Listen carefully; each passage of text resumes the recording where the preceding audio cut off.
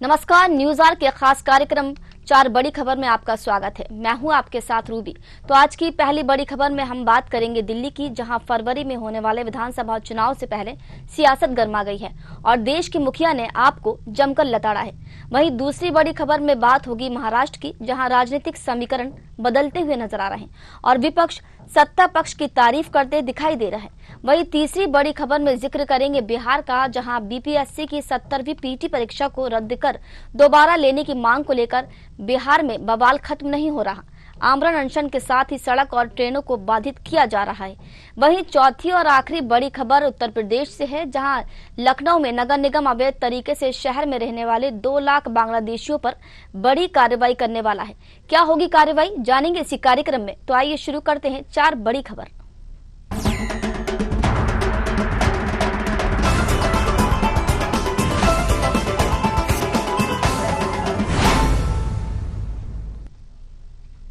दिल्ली में फरवरी में होने वाले विधानसभा चुनाव से पहले सियासत गर्मा गई है। प्रधानमंत्री नरेंद्र मोदी ने शुक्रवार को राष्ट्रीय राजधानी की कई विकास योजनाओं का उद्घाटन और शिलान्यास किया।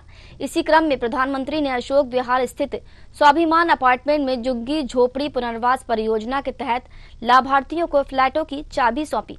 इससे पहले उन्होंने लाभार्थियों से बातचीत की। पीएम मोदी ने कहा कि वो तो दिल्ली वालों को मुफ्त इलाज की सुविधा देने वाली आयुष्मान भारत योजना का लाभ देना चाहते हैं, लेकिन आपदा सरकार को दिल्ली वालों से बड़ी दुश्मनी है।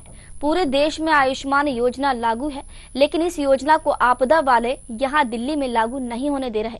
इसका नुकसान दिल्ली वालों को उठाना पड़ रहा है।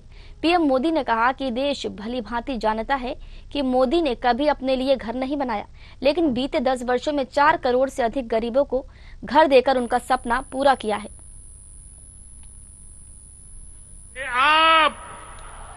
ये आपदा दिल्ली पर आई है और इसलिए दिल्ली वालों ने आपदा के विरुद्ध जंग छेड़ दी है। दिल्ली का वोटर दिल्ली को आपदा से मुक्त करने की ठान चुका है।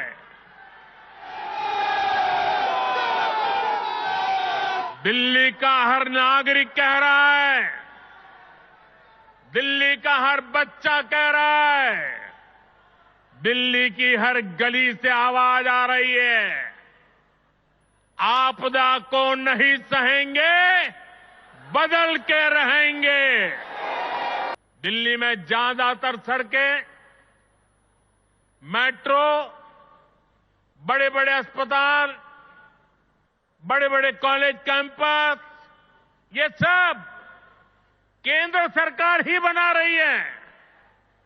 लेकिन यहां की आपदा सरकार के पास जिस भी काम का दायित्व है, उस पर भी यहां ब्रेक लगी हुई है। दिल्ली को जिस आपदा ने घेर रखा है, उसके पास। तो देखिए, देश के मुखिया ने आम आदमी पार्टी पर जमकर निशाना साधा और आम आदमी पार्टी पर वो जमकर बरसे हैं। इसी खबर पर हम ज्यादा जानकारी लेंगे। हमारे साथ राजनीतिक विश्लेषक मनीष अग्रवाल जुड़ चुके हैं। मनीष जी, बहुत बहुत स्वागत है आपका। मनीष जी, दिल्ली जो है वो विधानसभा के चुनाव के मुहाने पर खड़ी है और ऐसे में देश के मुखिया ने आम आदमी पार्टी को आपदा कहा और कहा कि दिल्ली सरकार जो है वो आपदा से घिरी है। क्या कहेंगे आप इस पर? आज माननीय प्रधानमंत्री जी ने दिल्ली के चुनाव का आगाज कर दिया। उन्होंने अपनी भावना जो है वो जनता तक पहुंचाने की कोशिश करी है। आज उन्होंने जो फ्लैट की चाबियां वहां पे निर्धन और गरीब परिवारों को दी हैं और इसके साथ ही उन्होंने कहा कि मैंने अपने लिए कोई शीश महल नहीं बनवाया। यहाँ के मुख्यमंत्री ने जिस तरीके से अपने लिए शीश महल बनवाया है। इस बार के दिल्ली के चुनाव में हमें एक नई चीज ये देखने को मिलेगी कि अभी तक केजरीवाल जी जब चुनाव लड़ने आते थे तो उनके खिलाफ न कोई आरोप होता था, न उनके खिलाफ कोई कार्रवाई चल रही होती थी, न कोई जांच के आदेश होते थे। लेकिन इस बार ये तीनों चीजें आपको देखने को मिलेंगी। आरोप भी है, जांच भी चल रही है और वो जेल भी होके आ चुके हैं। इस समय वो बेल पे है। तो जनता को ये समझाना पड़ेगा इस बार उन्हें कि वो कैसे अभी भी आम आदमी की कैटेगरी में है, कैसे उन्होंने आम आदमी की सेवा करी है, क्या उन्होंने वादे करे थे, क्योंकि जो उनके 3 मुख्य वादे थे वो अभी तक कहीं दिल्ली में पूरे होते नहीं दिख रहे। लेकिन मनीष जी, सवाल ये है कि यहाँ पर जो आम आदमी पार्टी है, देश के मुखिया मतलब प्रधानमंत्री ने उन्हें आपदा कहा है, तो इस पर आप क्या कहेंगे? क्या वाकई जो दिल्ली है वो आपदा से घिरी है? अगर हम इसको थोड़ा सा विस्तृत संदर्भ में देखते हैं तो आप देखिए दिल्ली में पॉल्यूशन आज किस स्थिति में है। दिल्ली में आबो हवा ठीक नहीं है, दिल्ली की यमुना जो है वो साफ नहीं है, दिल्ली की सड़कें जो है वो टूटी हुई है।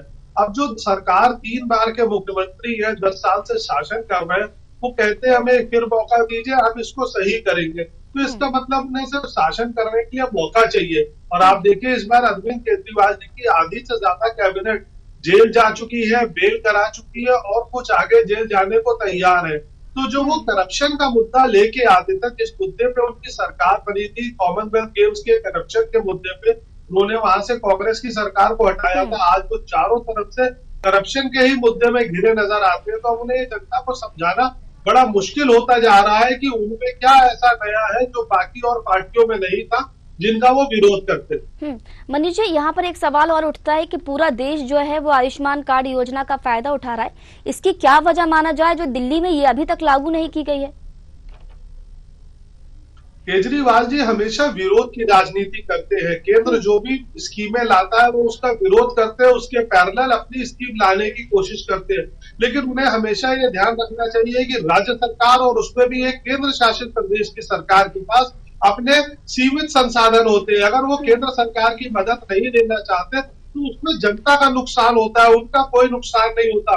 मुझे आज भी मालूम है कि अगर उनकी तबीयत में कभी कुछ गड़बड़ी होती है तो वो इलाज कराने बैंगलोर तक जाते हैं। वो दिल्ली के उन सरकारी अस्पतालों में नहीं जाते जिसको उन्होंने अच्छा करने का दावा करा था। आज उनके घर से भी अगर किसी की तबीयत खराब होती है तो वो प्राइवेट में बेहतर से बेहतर हॉस्पिटल में जाते हैं। उन्हें दिल्ली की जनता को ये बताना पड़ेगा कि किन मुद्दों पे वो जीत के आए थे, उन्होंने उसके लिए क्या करा।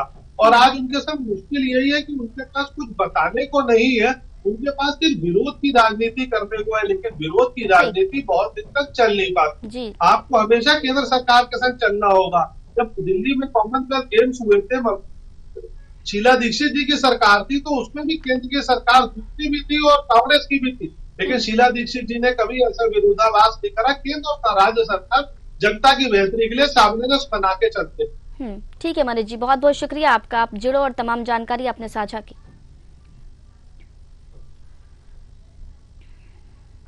महाराष्ट्र में राजनीतिक समीकरण बदलते नजर आ रहे हैं।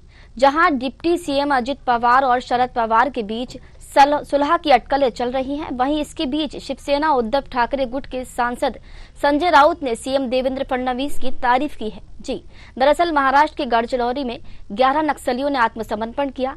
इसके बाद संजय राउत ने कहा कि महाराष्ट्र संगीत का प्रेमी है, ये बहुत से सुर से मीठे हैं, कभी बेसुरे हो जाते हैं, लेकिन संगीत यहाँ हमेशा ही रहता है।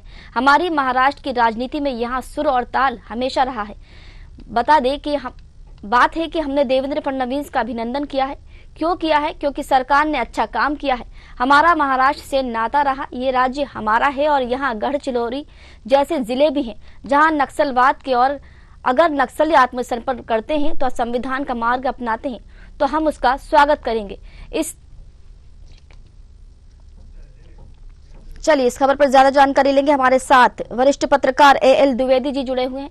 द्विवेदी जी, बहुत बहुत स्वागत है आपका। द्विवेदी जी, सबसे पहले तो आपसे यही जानना चाहेंगे कि इस तारीफ को क्या नाम दे? संजय राउत ने सीएम देवेंद्र फडणवीस की तारीफ की है।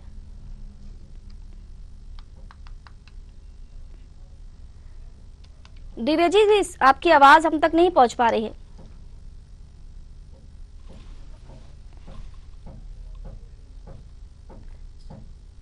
चलिए दोबारा संपर्क करने की कोशिश करेंगे। तो खबर आपको बता रहे थे महाराष्ट्र से, जहां पर सांसद संजय राउत ने महाराष्ट्र के मुख्यमंत्री देवेंद्र फडणवीस की तारीफ की है। उनका कहना है कि अगर सरकार तारीफ योग्य कुछ काम करेगी तो हम तारीफ ही करेंगे। दरअसल महाराष्ट्र में 11 नक्सलियों ने आत्मसमर्पण किया है, जिससे खुश होकर संजय राउत ने देवेंद्र फडणवीस की और सरकार की तारीफ की है।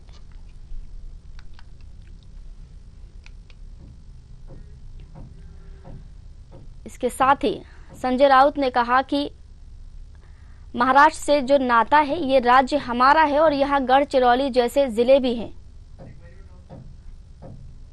चलिए द्विवेदी जी हमारे साथ जुड़े हुए हैं। द्विवेदी जी बहुत बहुत स्वागत है आपका। धन्यवाद। मेरी आवाज आ रही है आपको? जी जी बिल्कुल आ रही है।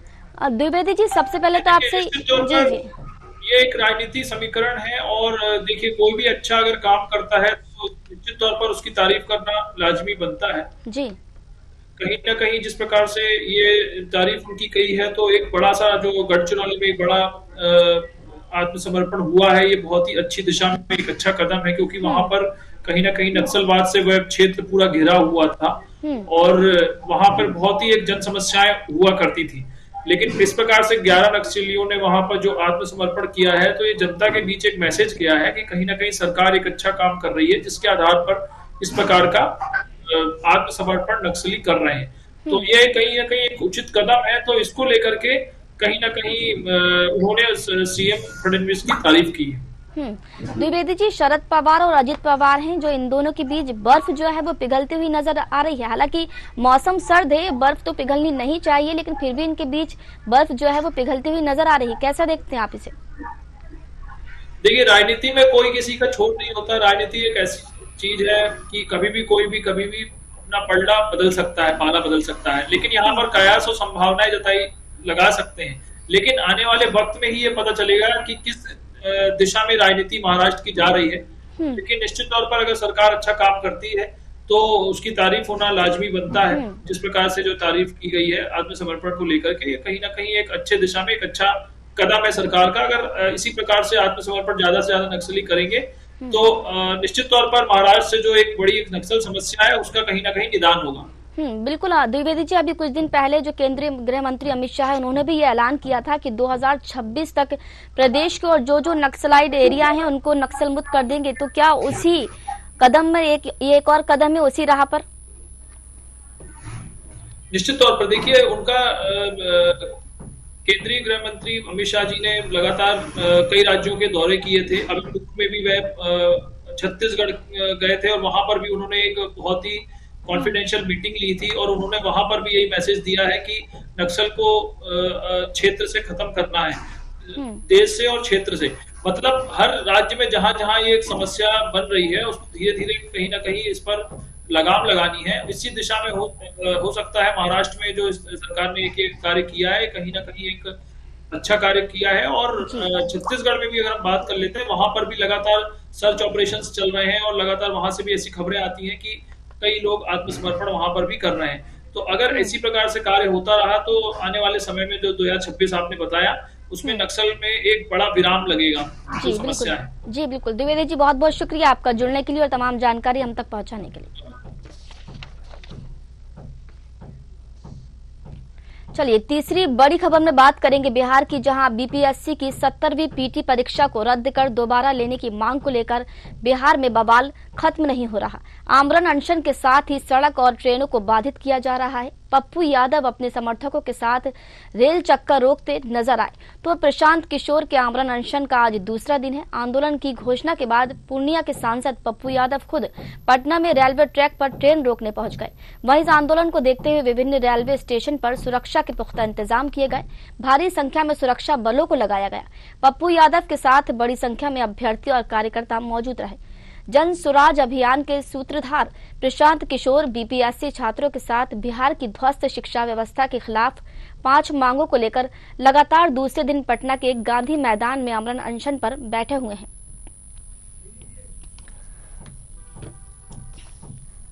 चलिए इस खबर पर ज्यादा जानकारी लेंगे। हमारे साथ राकेश कुमार वरिष्ठ पत्रकार जुड़ चुके हैं। राकेश जी बहुत बहुत स्वागत है आपका।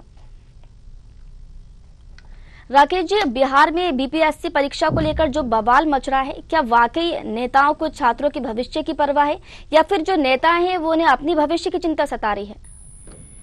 जी आपने बिल्कुल सही कहा कि बीपीएससी की पीटी परीक्षा को रद्द करने को लेकर जो बवाल चल रहा है उसमें नेताओं के भविष्य की चिंता ज्यादा दिख रही है, छात्रों की कम। इसकी वजह ये है कि जहां पप्पू यादव एक और प्रशांत किशोर पे तरह तरह के आरोप लगा रहे हैं कि वो राजनीति में नौसिखिए हैं। हम लोगों ने तमाम बड़े आंदोलन किए हैं। इसी प्रकार तेजस्वी यादव जो नेता प्रतिपक्ष है उनका एक अपना अलग एंगल है। तो आपने जो अभी बात कही उसमें सत्यता ज्यादा है कि नेताओं को अपने भविष्य की चिंता ज्यादा दिखाई दे रही। जी राकेश जी, प्रशांत किशोर जो कि चुनाव मैनेजमेंट के गुरु माने जाते हैं, तो ये सब करके क्या लगता है आपको, वो वहां पर अपनी पैठ जमा पाएंगे या फिर लोगों को वहां पर साथ पाएंगे ये सब करके?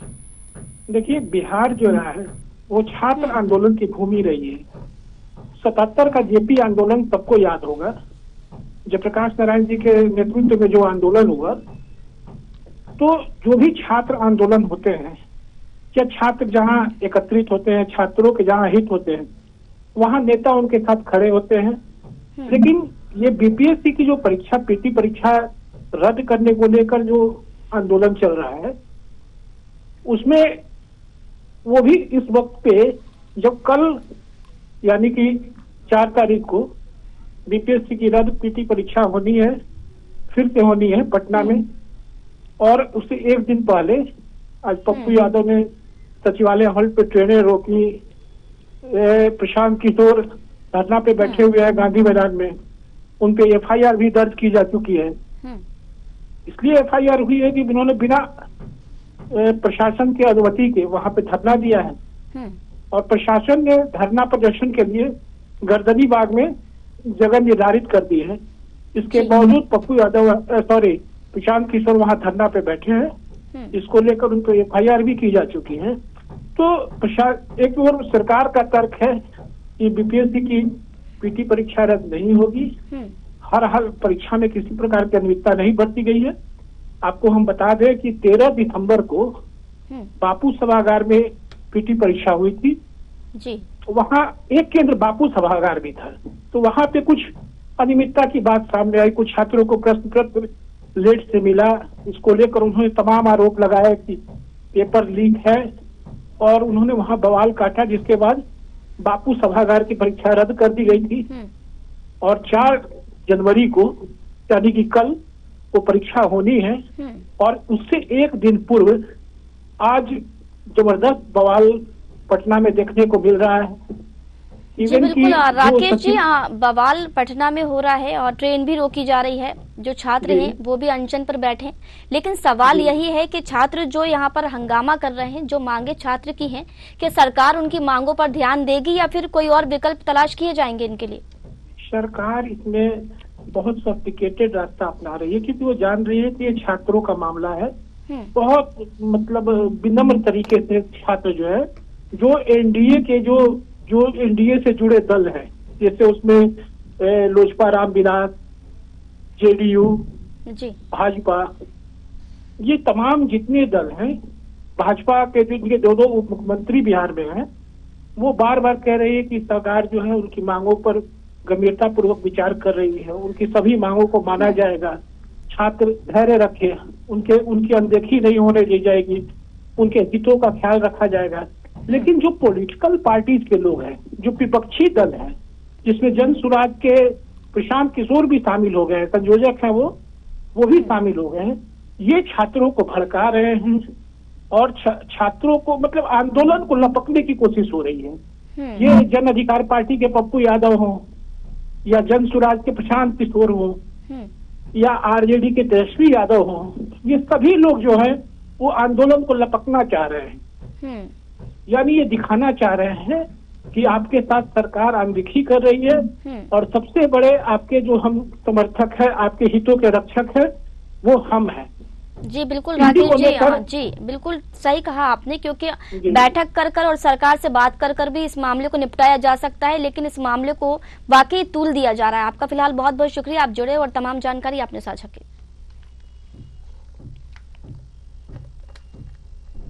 चौथी और आखिरी बड़ी खबर में बात करेंगे उत्तर प्रदेश की, जहां लखनऊ नगर निगम अवैध तरीके से शहर में रहने वाले करीब 1.25 लाख बांग्लादेशियों पर बड़ी कार्रवाई करने वाला है। नगर निगम ने 110 वार्डों में सर्वे किया है। इसमें 7,335 अवैध झुग्गियों की पहचान की गई है। इन्हें जल्द ही तोड़ा जाएगा। रिपोर्ट शासन को भेजी जाएगी। शुक्रवार को लखनऊ की मेयर सुषमा खरकरवाल ने कहा कि शहर में जिस तरह से अवैध प्रवासियों की संख्या बढ़ रही है, ये लोकतंत्र के लिए खतरा है। इन झुग्गियों में रहने वाले 607 लोग कूड़ा उठाने के कारोबार से जुड़े हुए हैं। शुक्रवार को मेयर सुषमा खरकवाल ने अधिकारियों के साथ मीटिंग की। अवैध तरीके से रहने वालों की रिपोर्ट शासन को भेजने की बात कही। महापौर ने कहा कि अवैध तरीके से ये लोग शहर में जमे हुए हैं। पटरियों के किनारे के पते पर इनके आधार कार्ड बने हैं। पूरी रिपोर्ट शासन को भेजी जा रही है। मौजूदा समय में लखनऊ में 2.25 लाख बांग्लादेशी हैं। 10 साल बाद इनकी संख्या की खुद कल्पना कर लें।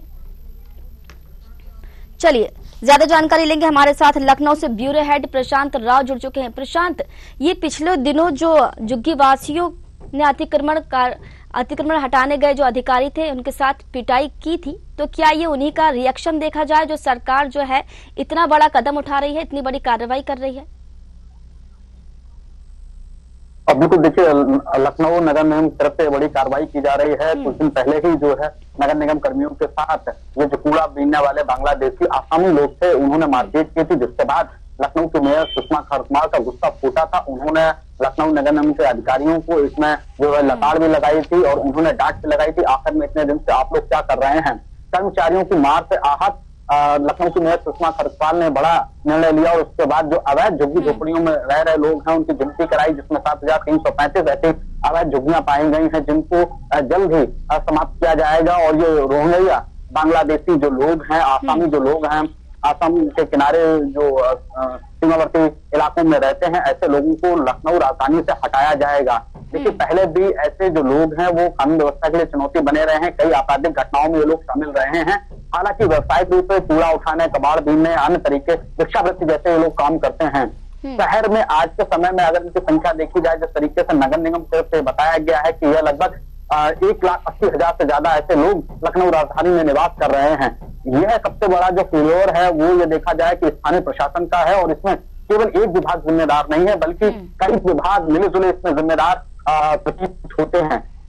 ऐसे अवैध लोग जो राजधानी में रह रहे हैं और राजधानी में क्योंकि उत्तर प्रदेश के सदन में बैठने वाले माननीय विधायक, चाहे वो एमएलसी हो, वो मंत्री हो और इसके साथ ही अन्य लोग यहाँ पर रहते हैं। मुख्यमंत्री आवास है, तमाम सरकारी अफसरों के आवास हैं और समय समय पर ये घटनाएं भी देखी गई जिसमें यह लोग जो है शामिल रहते हैं।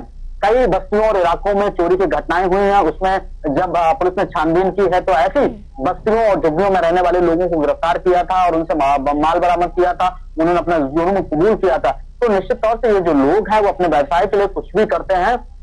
तो अब जिस तरीके से लखनऊ के मेयर ने ऐसे लोगों को हटाने का काम किया और ये सबसे ज्यादा तो खतरा इस बात का है कि ये लोग कानून व्यवस्था के लिए सबसे बड़ी चुनौती होते हैं और कानून के नियम इन पर शायद लागू नहीं होते हैं। दूसरी तरफ अगर रूबी बात की जाए तो इन लोगों ने अपने अवैध वोटर आईडी कार्ड, उसके साथ ही आधार जो भारत का विशिष्ट पहचान पत्र है वह भी इन लोगों ने बनवा रखे हैं।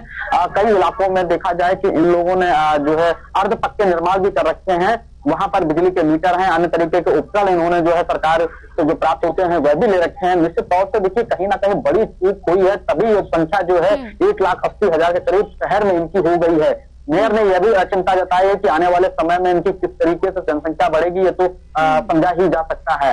लखनऊ के मेयर सुषमा खरकवाल ने एक आदेश जारी करते हुए ऐसे अवैध रोहिंग्या जो मुस्लिम है या फिर बांग्लादेशी लोग हैं, आसामी जो आसाम क्षेत्र के सीमावर्ती इलाकों में रहते हैं, उनको यहाँ से हटाने की बात कही और ये पूरी जो रिपोर्ट है वो शासन को सौंपी जाएगी, मुख्यमंत्री के समक्ष रखी जाएगी। लखनऊ राजधानी के लोगों का और अन्य सभी प्रशांत, यहाँ पर महापौर ने इन अवैध प्रवासी जो हैं इनको लोकतंत्र के लिए महापौर ने खतरा बताया है कि जो ये अवैध प्रवासी हैं ये लोकतंत्र के लिए खतरा है, तो उनका इशारा जो है वो किस और देखा जाए?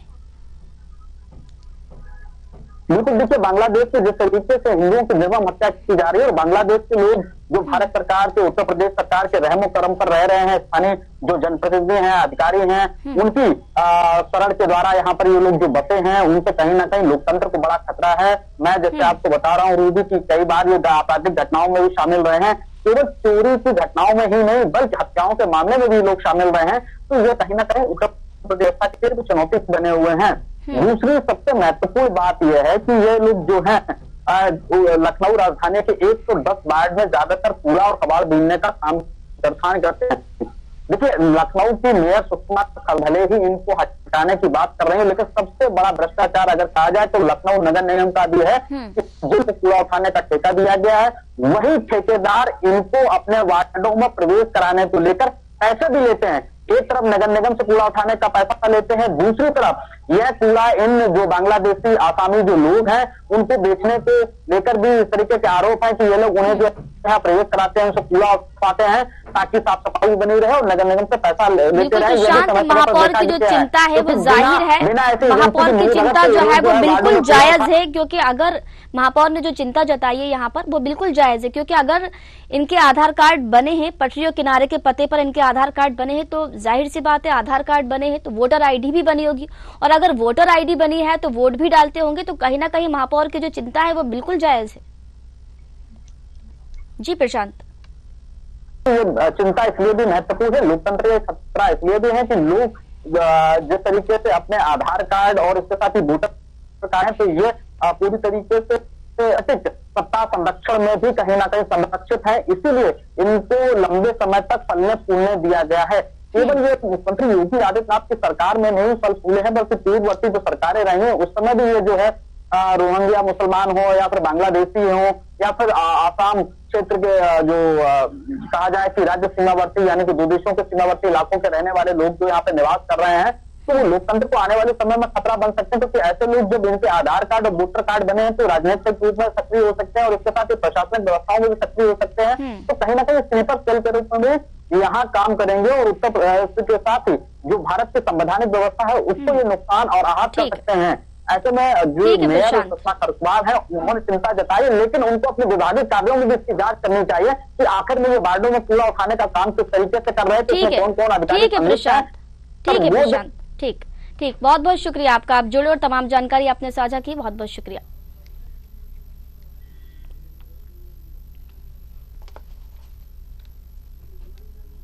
तो देखिए, ये थी 4 बड़ी खबर जहां हमने आपको दिल्ली, महाराष्ट्र, बिहार और उत्तर प्रदेश की खबर से रूबरू कराया। कल फिर हाजिर होंगे 4 बड़ी खबर के साथ, तब तक के लिए मुझे दीजिए इजाजत, नमस्कार।